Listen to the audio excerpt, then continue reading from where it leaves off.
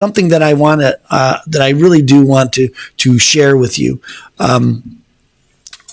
So let's go into this to these numbers. Now, these are the numbers from the IRS. Again, they have a data book, and I've been using these are relatively new. In the last couple of weeks, the IRS came out with these numbers. Okay, so the first one I want to point out to you is the number of closed accounts here. So let me see if I can highlight this.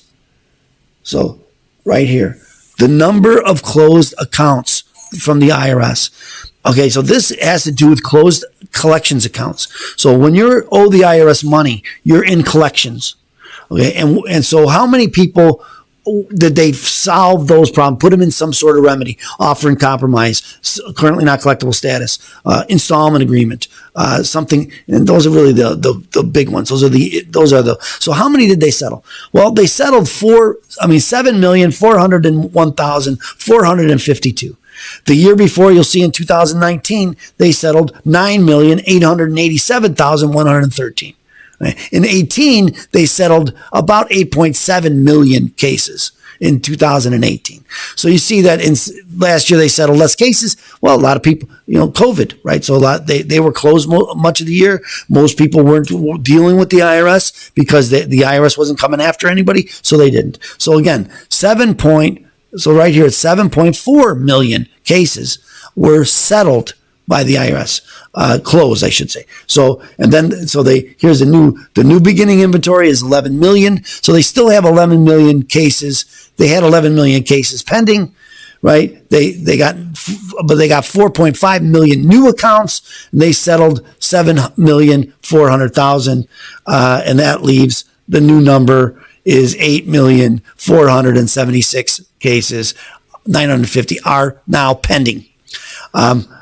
So I want to go down to this. Here is the numbers for the offer and compromise. And here I'm going to pull this up so you can see it above my shoulder here. And then I will highlight it so you can see it because it's so important that you understand this. So here are the numbers. The number of offers received. So now remember, it's 7.4 million is the number of cases closed, for the IRS. 7.4 million. They received 44,000 offers in compromise. Of those 44,000, right? And here's the big number, and I'm going to highlight that for you. Of that 44,000, 14,288 offers were accepted. So about a quarter of all those offered. But of those offered, right, of the settled, they settled 14,000. But again, the number the number of cases they settled was 7.4 million. Well, that means 14,000 of those cases, of the 7.4 million, that's what were settled. That's about 0.002% of the cases. So 0.2% so not 2%, not 1%, 0.2% of all cases were settled with offers in compromise. So what does that tell you?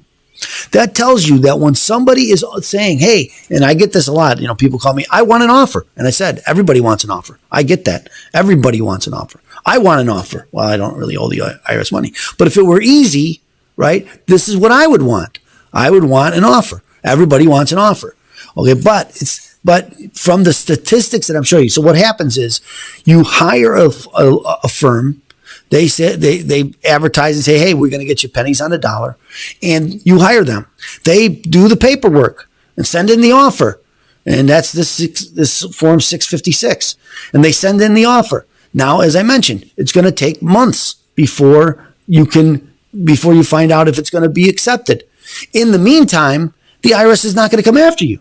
They're not going to be collectible. They're not going to put you in collections. They're not going to freeze any of your bank accounts. They're not going to come after your wages. They'll still send you letters, but they're not coming after you. And so you take a breath. Wow. I guess this is working. They're not coming after me. It's been 6 months and they haven't bothered me. Oh, and then you get the call. And they'll put it in writing and they'll send it to you and say, you've been denied. Okay, and a lot of times